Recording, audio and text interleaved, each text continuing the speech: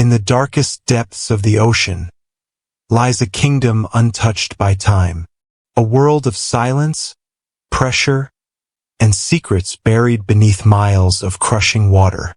And ruling it, Namor the Submariner, neither man nor fish, but something far more ancient. Born of two worlds and belonging to none, Namor is not just another hero. He is Marvel's first mutant, a being whose bloodline carries both Atlantean power and mutant evolution.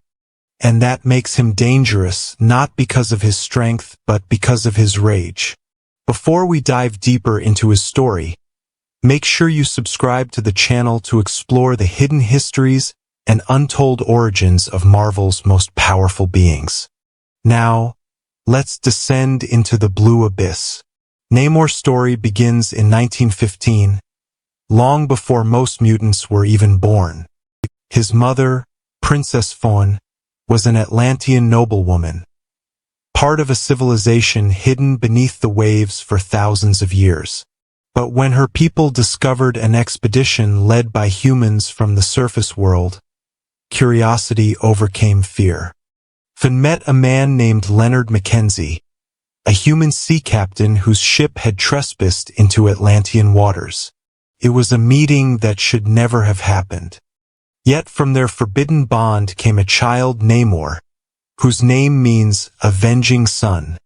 From birth, Namor was different, stronger, faster. He could breathe underwater but also on land. He could swim faster than any Atlantean warrior and withstand pressures that would crush submarines. But the most shocking feature of all, small wings on his ankles, granting him the gift of flight. The Atlanteans saw him as a miracle, but others saw him as a curse. Because his mutant bloodline didn't just make him powerful, it made him unpredictable. By the time he was a teenager, Namor's temper was as fierce as the tides themselves. He despised the surface dwellers for polluting his oceans, poisoning his kingdom, and hunting his kind. When World War II erupted, Namor became a force neither side could control. Sometimes he fought alongside the invaders, joining heroes like Captain America and the Human Torch. Other times, he attacked the very humans he once called allies. To Namor, loyalty was like the ocean, ever-changing, ever-shifting.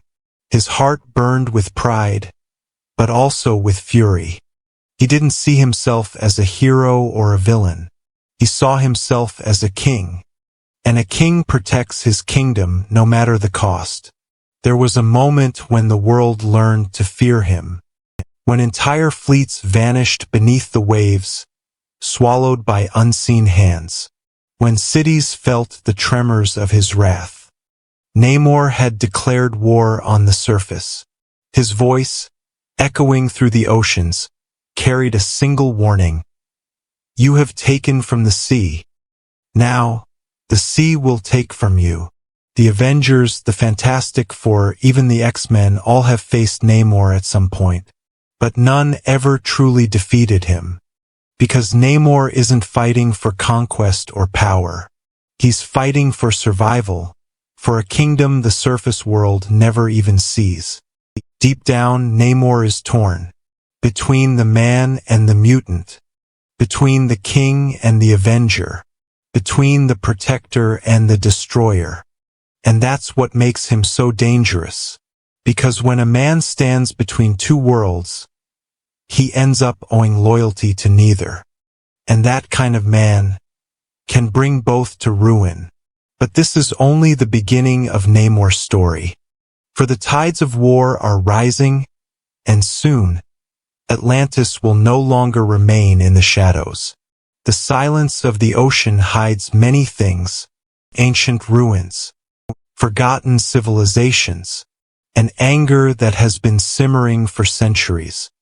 Namor, the Submariner, has always known that peace between the surface and the sea was an illusion. He tried once, believed that perhaps diplomacy could bridge the depths. But when the surface world struck first, everything changed. It began with a tremor, a nuclear test, miles from the nearest shore, yet powerful enough to rattle the very foundations of Atlantis. Hundreds of his people perished that day. Namor rose from the deep, eyes burning like bioluminescent fire, and vowed that the world above would pay.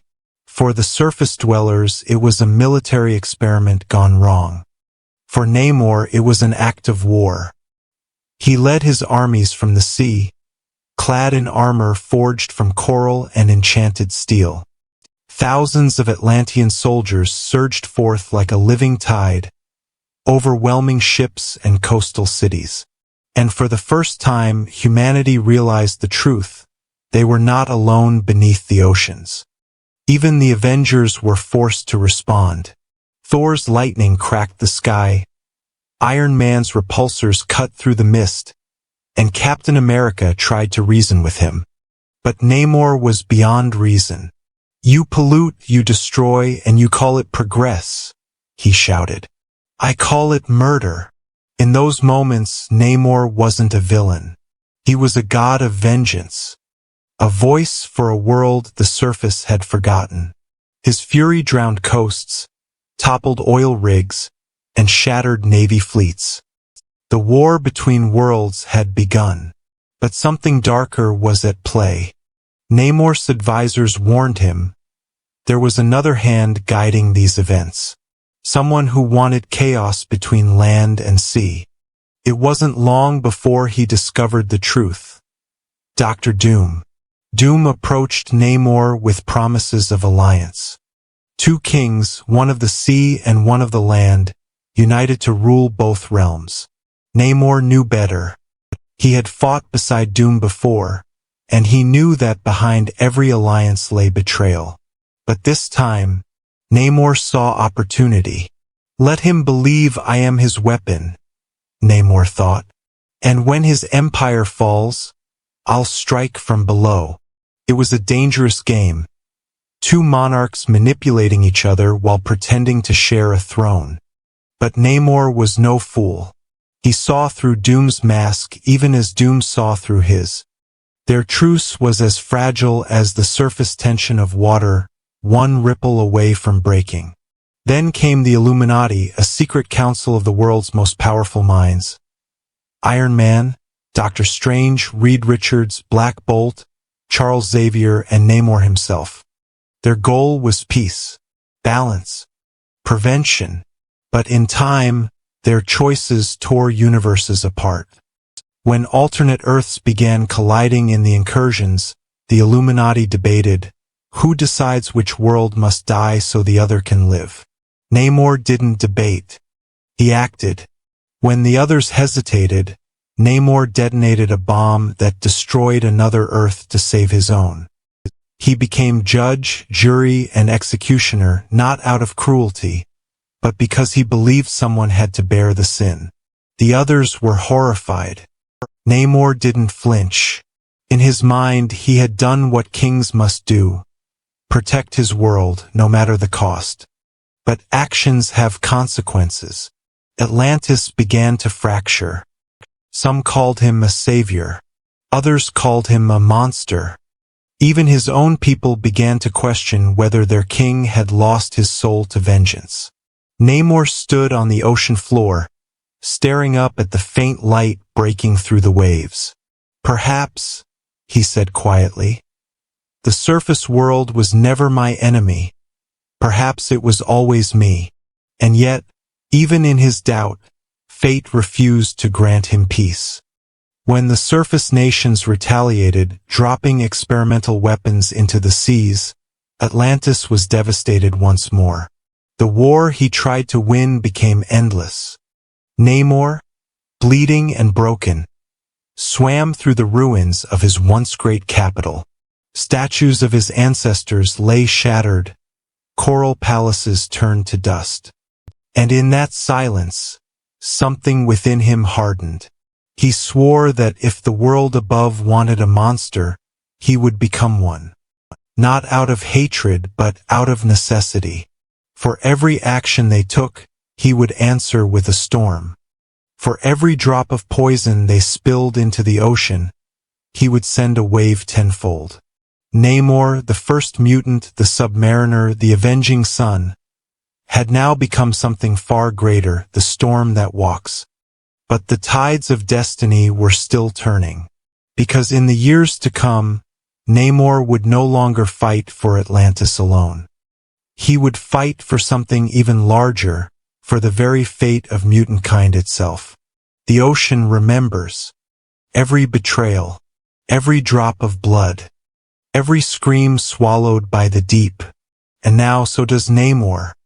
Years after his war with the surface world, the submariner stood at a crossroads. Atlantis lay shattered, its once great halls dark and lifeless, its people scattered across the seas. But Namor was not defeated. He had simply evolved. No longer just a king, no longer merely a mutant. Namor had become a force of nature. He turned away from the politics of land and sea and began seeking something far older, his divine origin. Because hidden in the oldest Atlantean texts were stories of a being called Namu, the first tide, said to have given life to all ocean creatures. Namor's power, his unmatched strength, his ability to command the waters, felt too primal, too ancient to be mere mutation. And so he went searching. In the deepest trenches, where sunlight has never touched, he found it. An ancient temple carved into obsidian rock, pulsing with power older than civilization. There, Namor faced the truth. He was not just a king born of two worlds. He was a descendant of gods. The temple's spirit spoke to him in echoes of the abyss. You were never meant to rule Atlantis alone. You were meant to rule the seas themselves. The revelation changed everything. Namor emerged from the depths like a living storm. His eyes burned blue with bioluminescent fury, his veins glowing like coral fire. He was no longer bound by nations or thrones. He was the wrath of the ocean. When Krakoa rose, the mutant nation formed by Professor Charles Xavier, Magneto, and Moira X, they invited every mutant to live in peace on the living island. Every mutant, including Namor. The invitation reached him through the waters. Namor, Xavier said telepathically, you are one of us. Join your people. Namor's reply cut like a tidal blade. You say you've built a new world, but I have ruled one for centuries. To him, Krakoa was another dream, a fragile fantasy destined to fall to human fear and greed. Namor had seen this cycle too many times. Peace followed by betrayal, hope drowned by arrogance. He would not kneel to another king, not even one wearing a mutant crown. Still, he watched from afar. When humanity struck Krakoa with anti-mutant weapons and political sanctions, Namor didn't intervene. He wanted to see if mutant kind would truly fight for its survival or beg for forgiveness. And when they finally stood up, Namor smiled. Because he knew then the world was finally learning what the ocean had known all along. Survival comes through dominance. Namor's next chapter began when the seas began to die. Pollution, climate warfare, global warming, one by one the oceans turned toxic.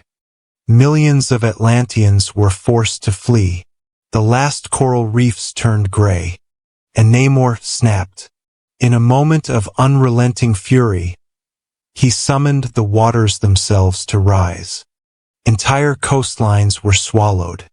Cities like New York, Sydney, and Tokyo saw waves higher than skyscrapers. The heroes tried to stop him, Iron Man, Black Panther, Captain Marvel, but Namor was beyond restraint. He declared a new world order. The surface has ruled for too long. The sea will reclaim what it gave. And for a time he won. The oceans covered half the earth. Atlantean banners flew over drowned capitals. But even gods must face consequences. In a final confrontation, the Avengers united not to destroy him, but to reason with him. Captain America, once his comrade and rival, faced Namor amid the floodwaters. "Steve," Namor growled, "you fight to save the world that destroyed mine." Cap raised his shield, soaked and heavy. "Maybe, but I still believe there's good in the man who fought beside me." For the first time in decades, Namor hesitated. Behind his fury, behind his wrath, there was still that young prince who once wanted peace. He turned his gaze toward the horizon and whispered, "You can't save a world that refuses to change." Then, he vanished beneath the waves.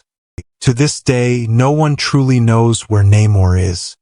Some say he rules a new kingdom deep beneath the Mariana Trench. Others believe he became part of the sea itself, a living embodiment of the ocean's will. But one thing is certain: whenever mankind poisons the waters, whenever nations wage war across the seas, whenever arrogance rises too high, the waves begin to stir. And somewhere in the darkness below, Namor opens his eyes. Because he isn't just a mutant. He isn't just a king. He is the sea's vengeance, waiting for the world to drown itself once more.